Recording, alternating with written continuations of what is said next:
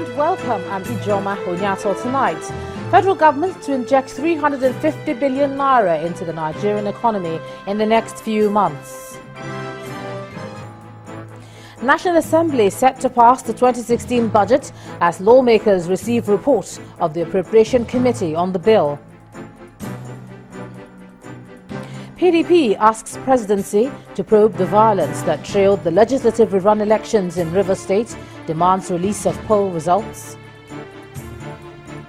And over 30 people killed and more than 200 injured as explosions hit Brussels Airport and Metro.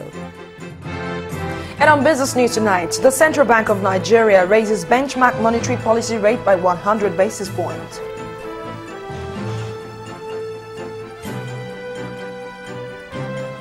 And in sports news, Super Eagles holds first training session in Kaduna with a full complement of the squad as the team prepares for the doubleheader against Egypt. I'm Linda Akibe, and from Abuja, industrial action by the joint health sector unions paralyzes activities at the University of Jos Teaching Hospital in Plateau State.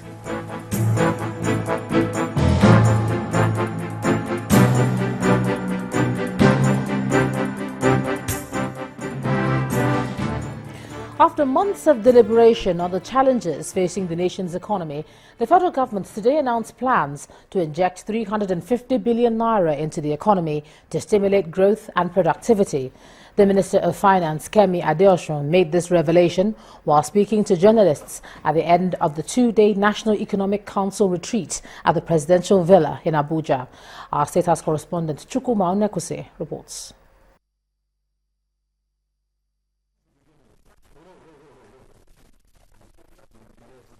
The governors brainstormed.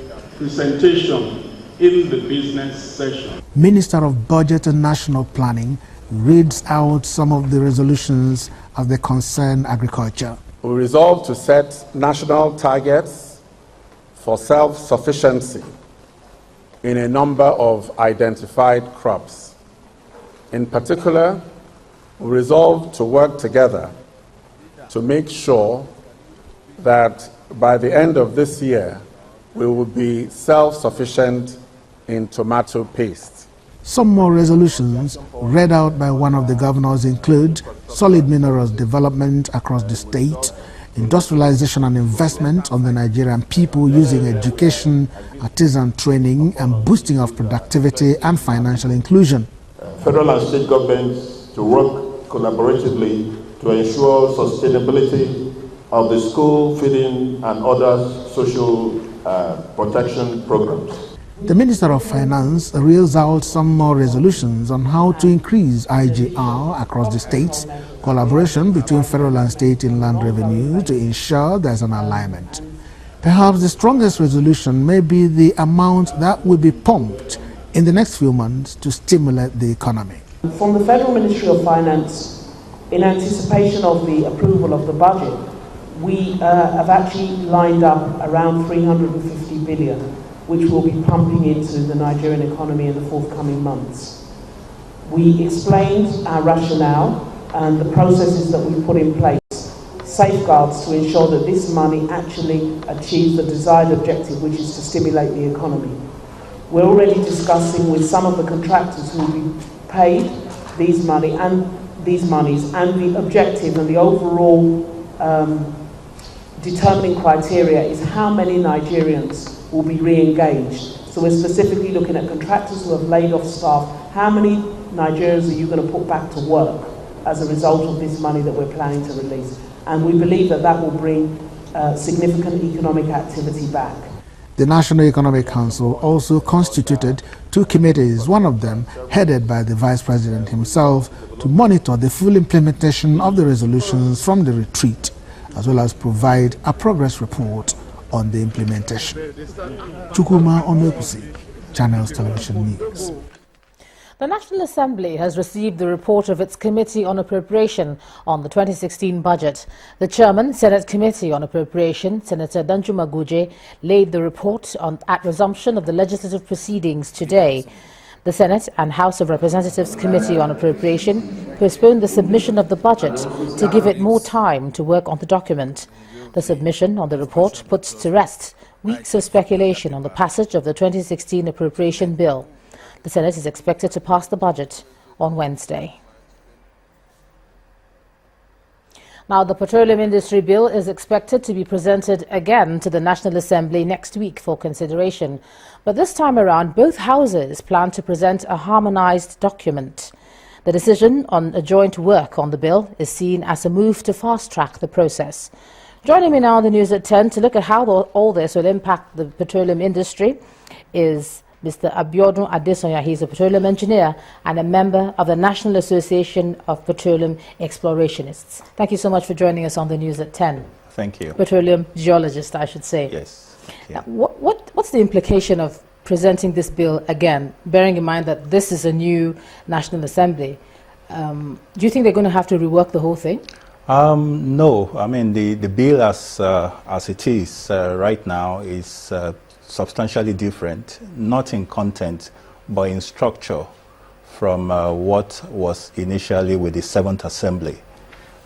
This time around, as you probably may have recalled, the Honorable Minister for State for Petroleum Resources did mention that the bill will have to be broken down into parts, and that they will now, all the elements that had to do with the political issues have been taken away and put aside, and that they will now pass them in piecemeal. So what we are seeing is a possible 1 of 4 bills that is being passed. In terms of the time it's going to take for all that, do you see that being a long, drawn-out process? Already, this is something we've been waiting for since 2008. Yes, I mean, because there are different parts of the bill, and the part that is going in now has to do with the institutions that will drive the oil and gas industry. We need to ensure that we have sustainable institutions that can run on their own, and the country has to get to the particular level that we need to get to in terms of development. So, for example, we're talking about a national oil company now, a national oil company that should be able to be quoted on the stock exchange market.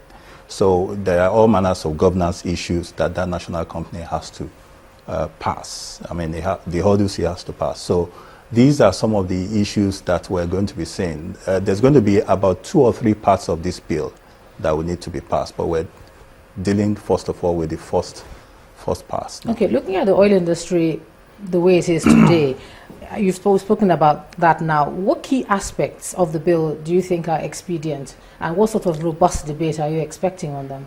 Oh, well, if we take into cognizance the fact that there's been some stagnancy in the oil and gas industry for some time in terms of real development, real growth, finding new reserves and increasing the national production, we've had issues, especially with finding new oil and all of that. Most of the companies that have been operating have been on a sort of standby mode because of the uncertainty occasioned by the fact that a bill was meant to come. Now that this bill will be passed, we expect to see some acceleration, some quickening of pace in terms of work and what we need to do.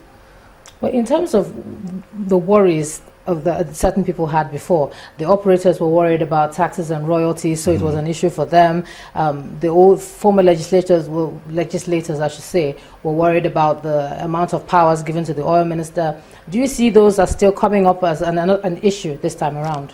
No, I wouldn't see those coming up, even though I haven't seen the full content of the new bill. But I wouldn't see those coming on because the issues that we're dealing with now has to do with the institutions. I mean, institutions, if they are well grounded, ministers can come, ministers can go, institutions stay. So we're talking about sustainable institutions that can drive the oil industry going forward. Mm-hmm. So those are the issues that we need to focus on. And all those other issues are man-made issues, they are temporary issues, sometimes they are political issues. Those ones will become subordinates to what we're talking about. Are you confident that it will be passed within the lifespan of this assembly? Seeing as we've waited, and houses have come and gone. Yes, I mean, I believe it will be passed simply because this new government had made it a cardinal program to pass that bill and move the industry forward. The oil industry, as you know, it's having some issues right now.